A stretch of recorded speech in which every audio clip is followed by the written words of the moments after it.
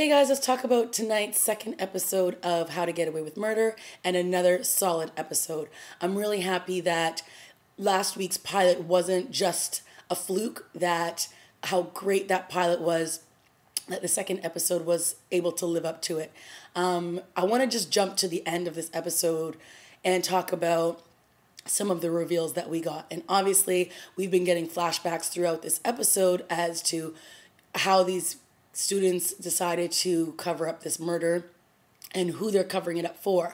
And it turns out that it is Wes's neighbor, Rebecca.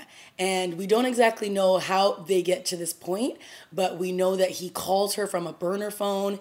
He goes to see her at this motel where he pretty much embraces her and he tells her that she's safe and that he won't leave her alone and that he'll be there to protect her. And she's like, "Don't ever leave me alone again." And they kiss and we're like, I was thinking, oh my goodness, so much has happened.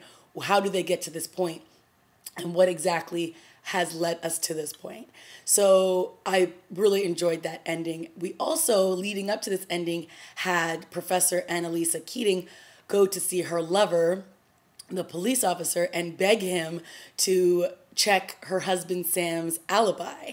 And she's frantic, hoping that he is not involved in this murder. And throughout the episode, you can already tell that she's suspicious of her husband. Even in last week's pilot episode, when they're sitting on the bed and they both stare at each other, and she's like, "I bet the boyfriend did it," and she gives him this like glaring look, and he kind of looks back at her, and you just know that she's looking at him as suspect number one. And how can she not look at the job she does? So she's already, looking at who she thinks is guilty. And so earlier on in the episode, she checks his phone and she sees a message from the girl who's died. And then by the end of the episode, she checks again and all the messages from her have been deleted. So she's frantic. She's panicked that her husband may have had something to do with it. She goes to see her lover. Very interesting. And that's, I think, one of the things I'm liking about this show is that there's a lot of obviously unanswered questions. There's a lot of layers to all of these characters, not just the main character, but even the students. We got to see a little bit of Connor and hooking up with the IT tech guy that he hooked up with in last week's episode to get some information. And clearly he's using him for some of the same information, but he's also getting some definite benefits out of it as well. There are obviously starting to show a little bit more backstory on some of these students, because at this point, let's face it, Annalise is the star and Viola Davis is killing it in that role. And these supporting actors are doing a good job, but at this point, she's rocking it.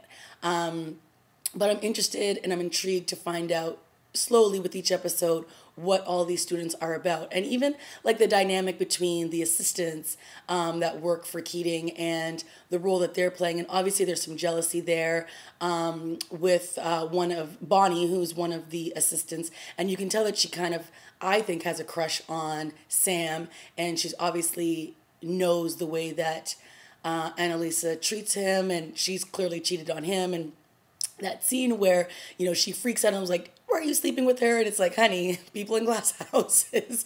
But I do believe that she loves her husband and she's still cheating on him. But I do believe that she does love him. And that's probably why she's so frantic by the end of the episode, wanting to know if his alibi is truly real or if he is guilty. And I mean, he is the man that they're burning alive at the end of the first episode. So something shady must have happened, and it'll be very interesting to see how it all unravels, because how does Rebecca come into play with all of this?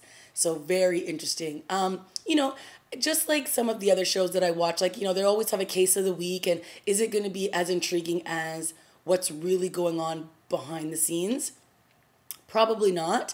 I was interested in the case of the week this week, because obviously this involves all of the students and they get to play their part in trying to figure out, help clear the innocence of their client. So, that's important too.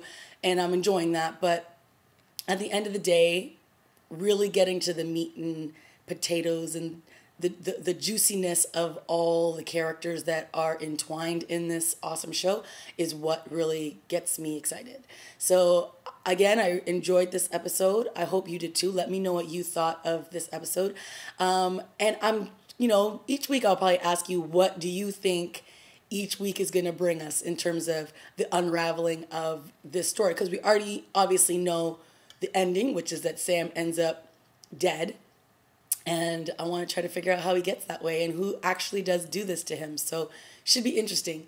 All right, guys, let me know what you thought, if you enjoyed this episode as much as I did, and I'll see you next week. Bye.